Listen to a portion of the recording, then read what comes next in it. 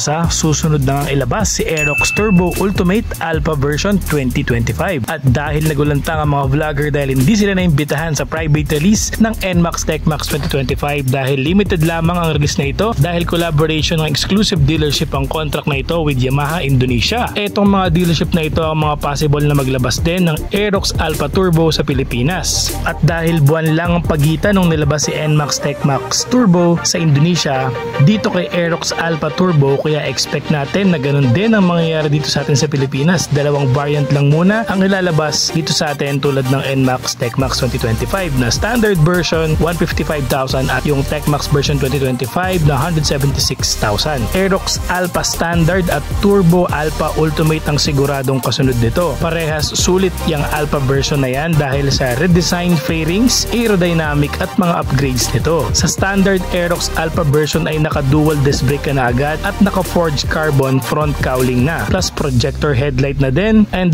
dual disc brake na. Sulit agad kahit standard version lang. At dahil dito sa atin hanggang ngayon ay naka-drum brake pa din ang Philippine version na Aerox at talaga namang outdated ang ibang specs. Remodeled na din yung digital panel ng Aerox Alpha version 2025 dahil naka-emboss style na siya at malinis at malinaw din compare sa Philippine old version model dun sa interface niya or yung pinaka instrumental panel.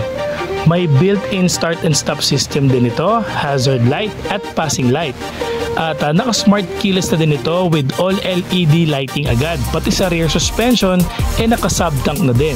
Standard version pa lang to pero talaga namang parang special version na nila or yung pinaka high-end version. So yung standard version ng bagong Alpha Aerox na 2025 is naka-dual disc brake na siya, improved na yung front suspension niya, pati yung likuran, naka-sub-tank na din, and then yung interface niya or TFT panel niya is kahit digital, mas maganda, naka-emboss na din kasi. Plus, naka-forged carbon pa siya sa mga fairings. Standard pa lang yun. Dito naman tayo kay Aerox Alpha Turbo Ultimate version. Ito talaga namang solid, nandito na lahat. Naka-new developed TFT display na din with multiple interface and themes, including dito yung lap time na pwede mong magamit sa racetrack. May navigation, music, phone connect, Bluetooth, at average fuel consumption interface. Sobrang updated talaga at kasama na din dito yung Y-Shift Turbo Toggle or yung YECVT switch na parang TechMax Turbo din. Naka-projector headlight din ito at forged carbon parts sa ibang mga fairings niya tulad sa front and sa side fairings. At syempre improve na din nga pala yung front suspension nito at rear suspension. So yung standard at yung Turbo Ultimate parehas ng bago yung suspension niya. Dahil sa Philippine version marami nagreklamo dun sa stock front suspension hindi daw maganda yung play. So ngayon in-improve nila, nilakihan yung inner tube ng version ng Alpha ng Aerox ngayon. So mas maganda na yung front suspension sa Alpha version ng Aerox and naka-subtank na yung rear suspension niya. So compare sa lumang version sa atin sa Pilipinas. And of course, yung Cyber City tsaka yung Turbo Ultimate yung possible na lumabas dito sa atin. And huwag ka mag-alala dahil sa braking system, panalo na rin ito. Naka-ABS na din ito or anti-lock braking system at traction control system. Kaya safe na safe ang braking system dahil upgraded na ito. Dahil ngayon sa atin, sa Pilipinas naka-drum brake pa din. Sa makina naman ito ang technical specs niya. Engine displacement 155cc, single overhead camshaft, single cylinder, 4-stroke at 4 valves. Liquid cooled with variable valve actuation and YECVT technology and fuel injected na rin po itong bagong Aerox Alpha version. Max power 15 horsepower at 8,000 RPM, max torque 14.2 Nm at 8,000 RPM, compression ratio 11.6:1, fuel tank size niya ganun pa rin 5.5 liters, fuel consumption dalawang modes, meron kasing dalawang drive modes itong bagong Aerox Alpha na version.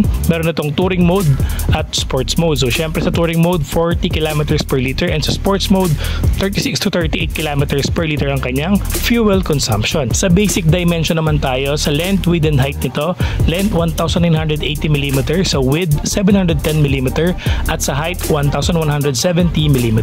Sa ground clearance 143 mm, sa wheelbase naman 1,350 mm. Seat height natin meron tayong 790 mm and sa curb weight 130 kg.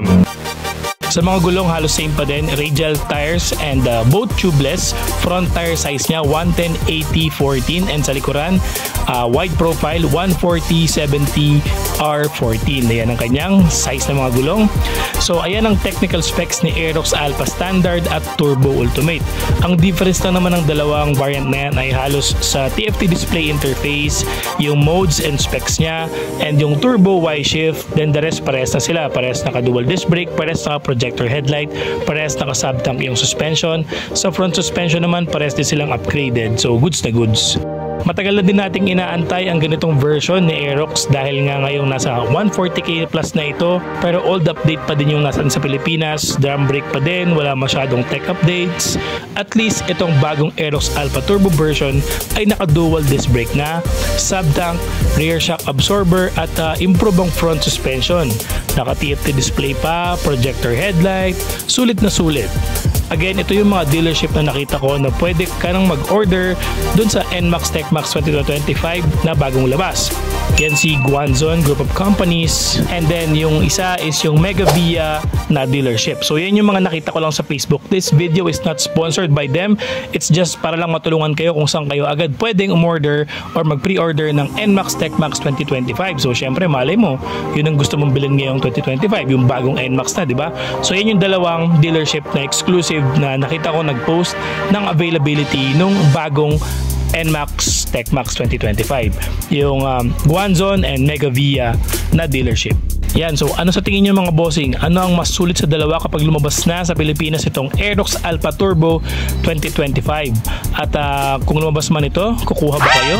Or mas okay na kayo dun sa old version na Philippine version na lang, tapos si-set up nyo na lang by your own accessories and choices? Comment nyo nga dyan kung anong trip nyo dito sa dalawa at sulit pa to para sa atin.